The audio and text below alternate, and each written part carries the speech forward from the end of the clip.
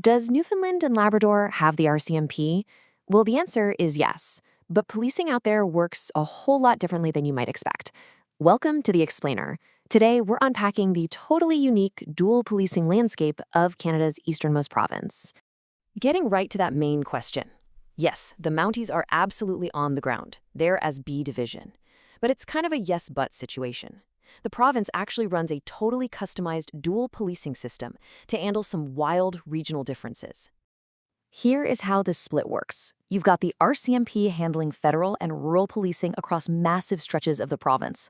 On the flip side, you have the Royal Newfoundland Constabulary, the RNC, which is a provincial force focused strictly on the larger urban communities.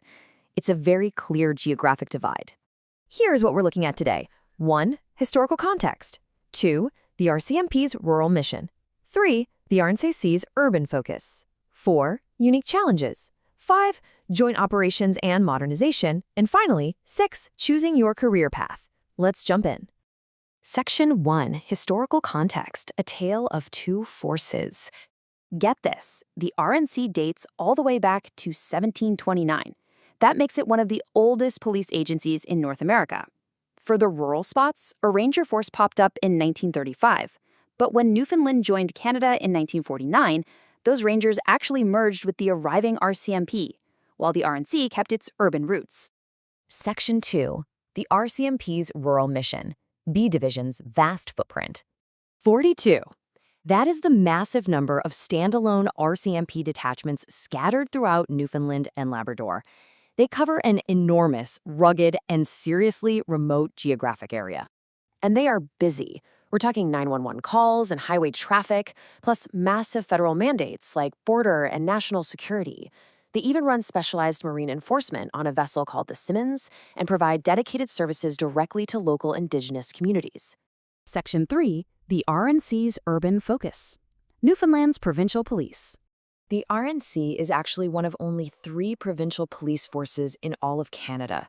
Their 420 officers serve roughly 250,000 people across 3 main spots: the Northeast Avalon region, the Brook region, and the mining towns out in western Labrador.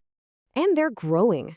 In 2024, the RNC actually took over policing duties in 14 communities around Brook from the RCMP. It's part of a big, modern push by the province to get those suburban areas under the RNC's 24/7 community coverage. Section 4. Unique policing challenges. Geography, weather, and isolation. The reality out there is incredibly tough. You've got just over 500,000 people spread across 405,000 square kilometers. Add in brutal maritime winter storms, and it gets rough. For RCMP officers in remote posts, backup can literally be hours away. Section 5. Joint operations and modernization. Working together for public safety.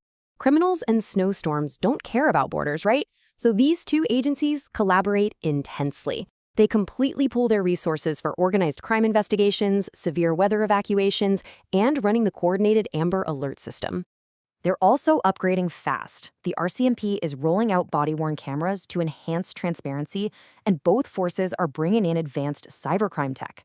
Plus, the RNC just dropped its post-secondary education requirement to help recruit candidates with valuable real-world life experience.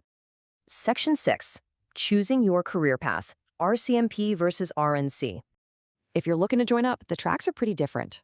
RCMP recruits train for 26 weeks in Regina, start with a base around $106,000, and get rural or remote postings with national mobility. The RNC trains for 36 weeks in PEI, offers competitive provincial pay, and keeps you strictly in the province's urban centers. It really boils down to this. If you want national opportunities and federal policing, go RMC. If you want to plant deep local roots and serve your home communities in Newfoundland and Labrador, go RNC.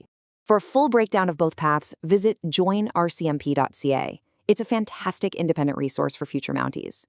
Knowing what you know now about the wild weather, the deep history, and the distinct community roles, which badge would you be best suited to wear? Thanks for watching The Explainer.